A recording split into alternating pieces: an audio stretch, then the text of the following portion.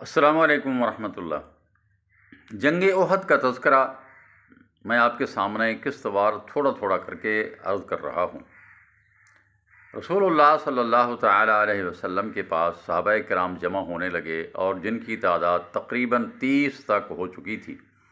جوابی کارروائی جاری ہے، مسلمان پھر دوبارہ جم کر لڑنے کے لیے تیار اور مستعد ہیں۔ کچھ لوگ مدینہ منورہ کی طرف بھی بھاگے جا رہے تھے مسلمانوں میں سے، جس کا تذکرہ میں نے پہلے کیا کہ اللہ تعالیٰ جل شانہ نے ان سب کو معاف کر دیا تھا۔ جو کچھ کوتاہیاں ان سے میدان جنگ احد کے میدان میں جو کچھ کوتاہیاں ہوئیں، اللہ تعالیٰ نے ان سب کو معاف فرما دیا۔ وہاں سے مدینہ سے عورتیں نکلتی ہیں جب ان کو پتہ چلتا ہے کہ مسلمان ہزیمت اٹھا رہے ہیں اور ان کو شکست کا سامنا ہے، تو سیدہ عائشہ رضی اللہ تعالیٰ عنہ، سیدہ فاطمہ الزہرا، سیدہ ام سلیم، سیدہ ام ایمن رضی اللہ تعالیٰ عنہن، یہ نبی کریم صلی اللہ علیہ وسلم کے پیچھے اور آپ کے لشکر کے پیچھے پانی لے کر، مشکیزوں میں لے کر یہ پہنچتی ہیں اور پٹی وغیرہ کا سامان لے کر پہنچتی ہیں کہ جو کچھ ہم کر سکیں وہاں پہنچے۔ جب یہ باہر نکلتی ہیں تو کچھ مسلمان مدینہ کے اندر داخل ہو رہے ہوتے ہیں، تو یہ نیچے سے مٹی اٹھا کر ان کے چہروں کی طرف پھینکتے ہیں اور ان کو کہتے ہیں کہ جو سوت کاٹنے والا قتلہ جو ہے، ٹکلا، یہ ہم تمہیں دیتے ہیں، تمہیں دے دیتی ہیں اور تلوار تم ہمیں دے دو، ہم جا کر لڑنے کے لیے جاتی ہیں۔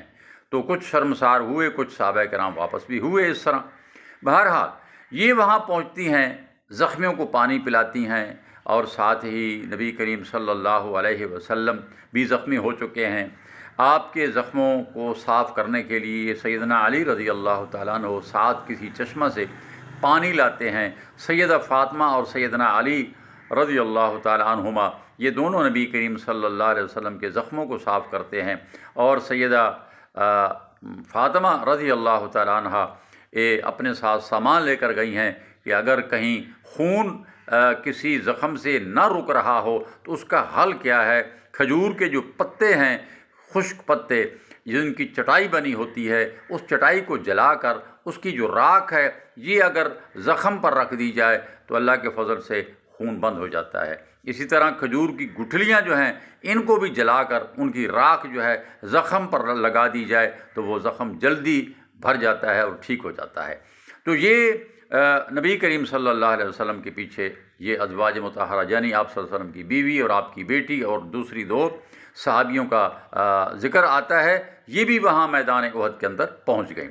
رسول اللہ صلی اللہ علیہ وسلم چونکہ زخموں کی وجہ سے انتہائی تھکے ہوئے تھے، جو صحابہ کرام آپ کے ساتھ موجود تھے تو انہوں نے نبی کریم صلی اللہ علیہ وسلم کے پیچھے ظہر کی نماز پڑھی، اور آپ نے ظہر کی نماز تھکاوٹ کی وجہ سے بیٹھ کر پڑھی، اور صحابہ کرام نے بھی پیچھے نماز بیٹھ کر پڑھی، کیونکہ امام کی مطابقت کی جاتی ہے۔